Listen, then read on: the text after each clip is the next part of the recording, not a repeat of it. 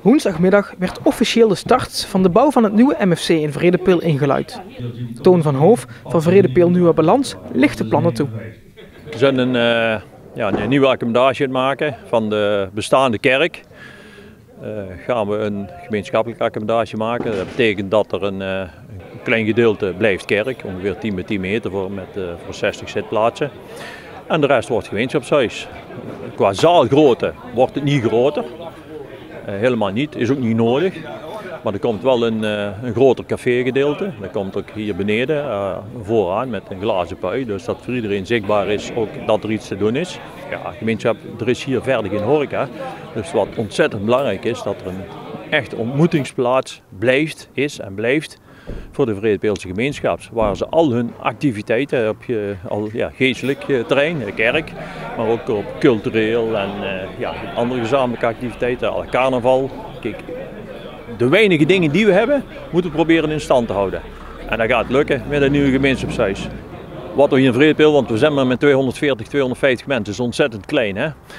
Wat heel belangrijk is, dat het een heel lage exploitatie heeft. We gaan het gebouw dan ook volledig energie-neutraal maken. Er komen zonnepanelen op, er komt een warmtepomp op. Daar hebben we ook subsidie hiervan gekregen van de provincie voor die energie-neutrale maatregelen. En daar gaan we volop benutten. Want inderdaad, we moeten het met 250 mensen opbrengen. Maar als het nu één accommodatie is, zowel kerk als gemeenschapshuis, geeft het ook in één gebouw sowieso een lagere exploitatie. Dus dat is ontzettend belangrijk. Er wordt ook ontzettend veel door vrijwilligers bijdrage geleverd hier. Ook door sponsoren die materiaal of andere dingen te beschikbaar stellen. En zodoende kunnen we het ook behoorlijk op het budget besparen. Is ook nodig. We hebben een flinke subsidie gekregen van 5 ton van de gemeente. Venray, €305.000 van de provincie Limburg, waarvan een gedeelte speciaal bedoeld is voor de energie-neutrale maatregelen. En verder als kerk investeren we er ongeveer 2,5 ton in. En het vrijwilligerswerk, bijvoorbeeld het grond- en sloopwerk, doen we volledig in eigen beheer. Kost dus ook niet veel. En daardoor kunnen we het totaalplaatje toch rondkrijgen. Want het blijft ontzettend veel geld.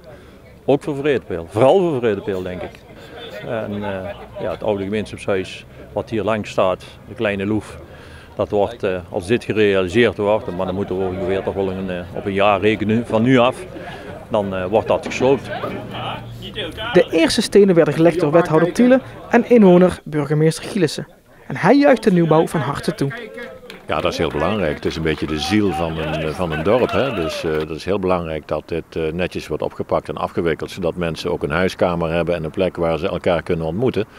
Want Vredepeel is toch iets te klein om 12 van die plekken te hebben. Eén is, die moet je koesteren. En dat doet men ook. En dat is heel mooi om dat te zien. Dat is heel belangrijk. Niet alleen voor Vredepeel zelf, maar dat is ook een beetje een voorbeeld voor andere gemeenschapjes in ons land. Ja, als je samen de handen uit de mouwen steekt en de mouwen oprolt, kom je een heel eind. Ja, want het gebeurt letterlijk aan uw achtertuin. Wordt u vroeg wakker of valt het mee? Ik word altijd vroeg wakker, dus dat heeft geen invloed op mijn slaapritme. En als de bouwvakkers elke dag zo vroeg kunnen beginnen, hoopt Van Hoof dat de bouw in november is gerealiseerd en dat het nieuwe MFC in februari geopend kan worden. En dan kunnen we er toch weer, hopelijk weer 50 jaar tegen in de Vredepeel. Dus voor onze generatie zal mijn tijd niet duren, hè, want we gaan er nu volop voor. Maar voor onze kinderen en ook de kleinkinderen moet het ook dit dorp leefbaar blijven en zijn. En met z'n allen realiseren we dat. Dat is gegarandeerd waar.